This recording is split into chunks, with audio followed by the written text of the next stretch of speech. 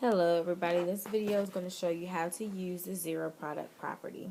So the zero product property states that if A times B is equal to 0, then either A is equal to 0, B is equal to 0, or both A and B are equal to 0. So let's apply it. Let's say we have the following equation. This is actually a quadratic equation, and what we're going to do to solve it is use a zero product property. So we can see that it's already set equal to 0, which is good. So that means that either 3x is equal to 0 or 6x minus 12 is equal to 0 because they're both being multiplied times each other to equal 0. So what we're going to do is we're going to set each factor equal to 0 and use our algebra skills to solve. So let's do the first one. 3x is equal to 0. And then let's do the other one. 6x minus 12. So what we're doing is we're finding the x values that are going to make this statement true. Using the zero product property, we know that for either one of these solutions that either one of these equations that we just came up with, both of those solutions will be solutions to our overall equation. So let's solve. All we have to do is divide by 3, and we get that x is equal to 0. So this is one of our solutions. If we plug in 0, then you'll see that the whole thing will be equal to 0.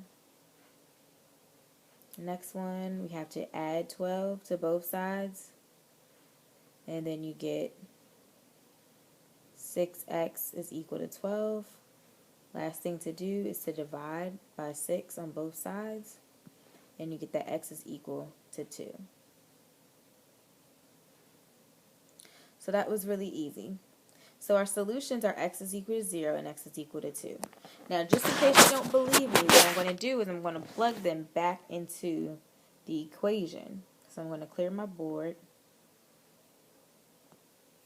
Our first solution we had was x is equal to 0. So what I'm going to do is I'm going to plug it back in. 3 times 0 times 6 times 0 minus 12. So then you get 0 times negative 6 is equal to 0. And that is true. So let's do the second one. The second solution we came up with was x is equal to 2. So I'm going to bring that on down here, and I'll plug it in. So you get 3 times 2 times 6 times 2 minus 12. And then you end up getting 6 times 0 is equal to 0. And this is true. So there we just proved it. Now that's not a requirement, but it is useful to be able to prove your answer. Let's do another one. This one is in a different form, but it's still the same property. We have it set equal to 0, so that means that we're going to set the first factor and the second factor equal to 0 in order to find the x values. So we have that x minus 2 is equal to 0, and then we're going to have x plus 1 is equal to 0. I recommend writing both of them out before you start solving so that you don't forget about the other one, but it's up to you. So you get x is equal to 2.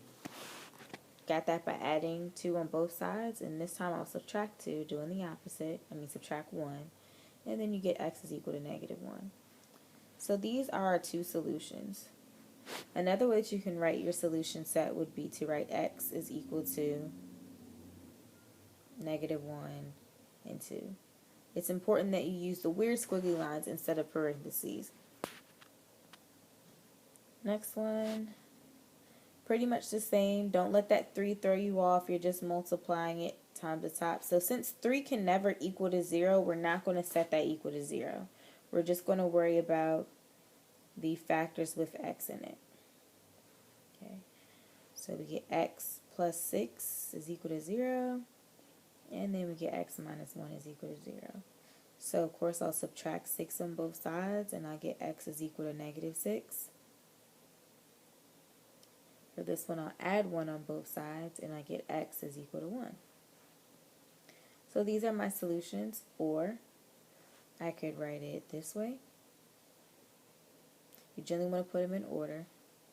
Or sometimes people write their answers like this. It all works. And that's it.